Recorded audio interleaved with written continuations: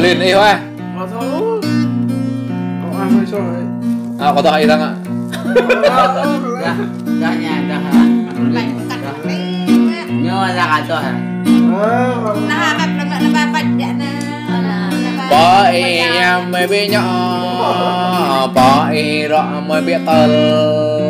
Thằng lời số ta khăn, ta cầm chê để bỏ đơn.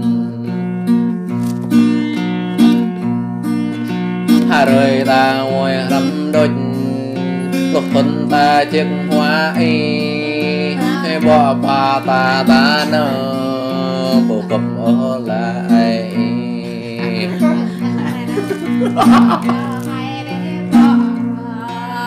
Mà to đây đơn anh năm nay là y bắp rê cà tươi bạc nó hôn gặn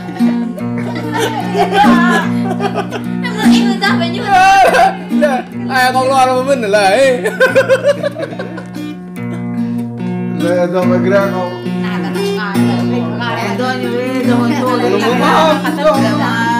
Ta là bên hàng là cái ta tê đó là phải cái mặt mà đất Nào rồi, nào ta gọi cỡ nhà bà đi thôi cả. Ở đâu? Ở đâu? gặp nó gặp gần này là còn ra phần trăng ở phẳng ghê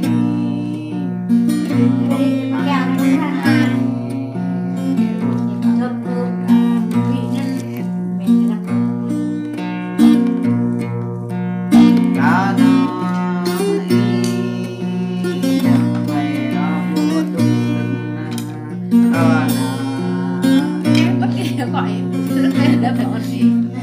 Vòng quý mà nó là mẹ ta. Cái đấy nó gọi là cái gì? À, rồi. Lên đó. Thế rồi. Đó. Em rồi anh nhà con mừng với hàng đấy. Là một dòng tôi ta ấy mừng lấy tọa con ấy qua buồn lệ cầu thấu lệ đơn ấy nằm mừng ác ô buồn lệ là núi tì ta không có hiểu à bè Để cái nào nó có hận vì không biết thó rồi. Em in ta ý. Để em nào có thó không có thó có hận vì. Em năm năm hả? Phải hả? Để em nào có hận.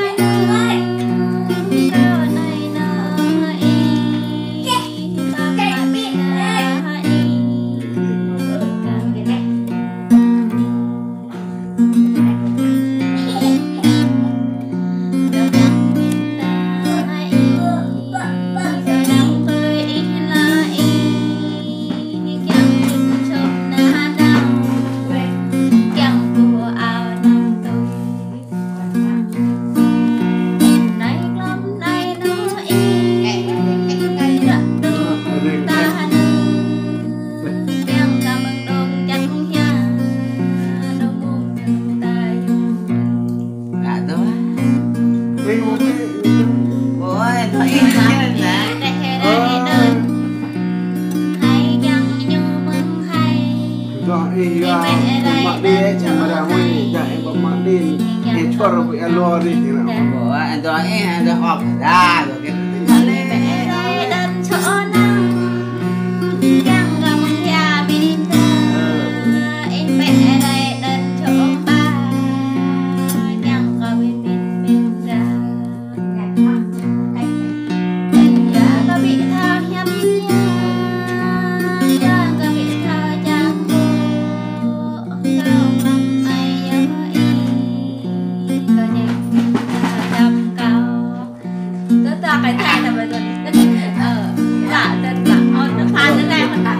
ấy quay nơ này nơ mong lời ăn tươi ta đã còn có ấy mới bị nhỏ lời hẹp mới thâu chẳng mẹ mẹ mòn ta đi rắm này hiểm ta lẽ ngoài mình ai ta thâu bố vụ to khát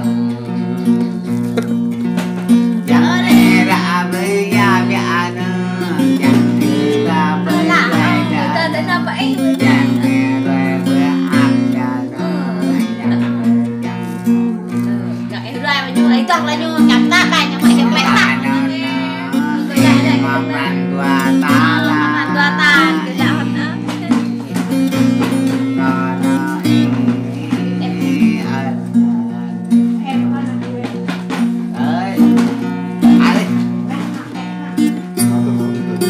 đâu xe là tượng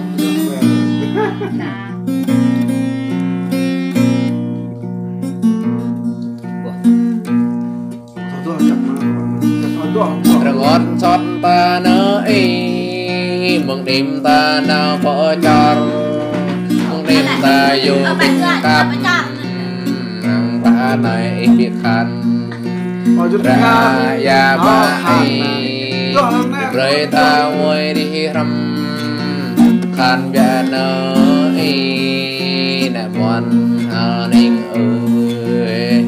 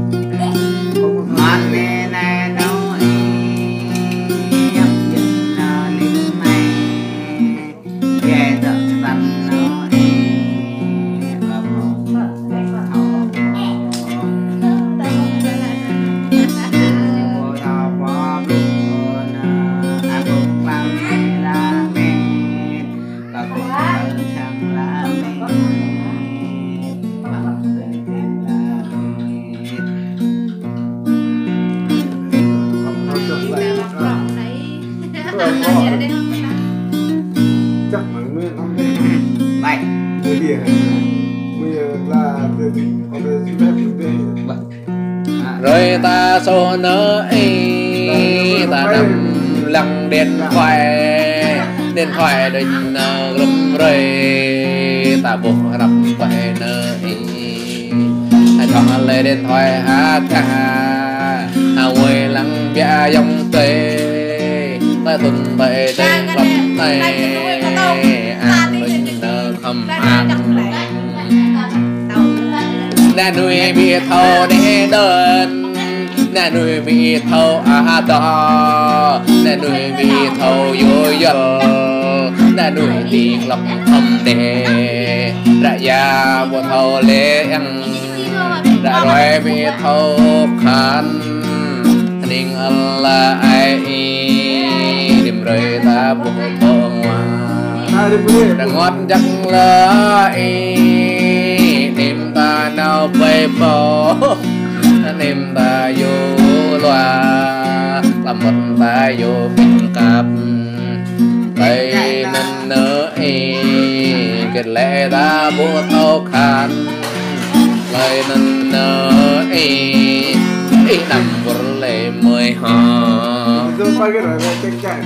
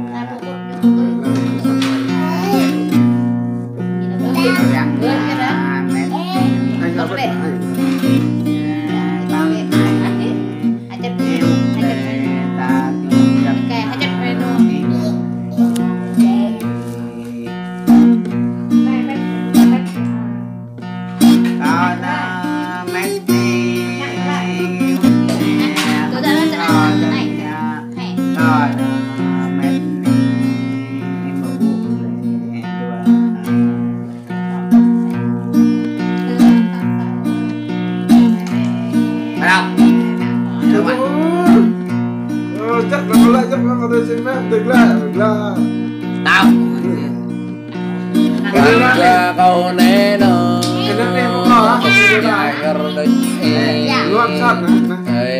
ơi ta đôi ta buộc khắp địch ta chậm ta khắp địch cần cho ta tốt khắp đó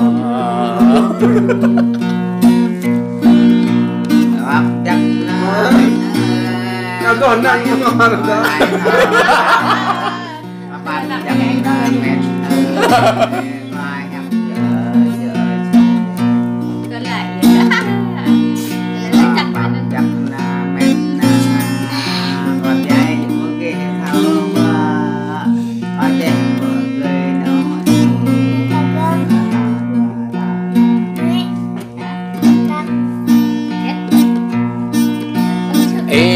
ngã lẽ rút rắc bằng chua bò cờ ibo hen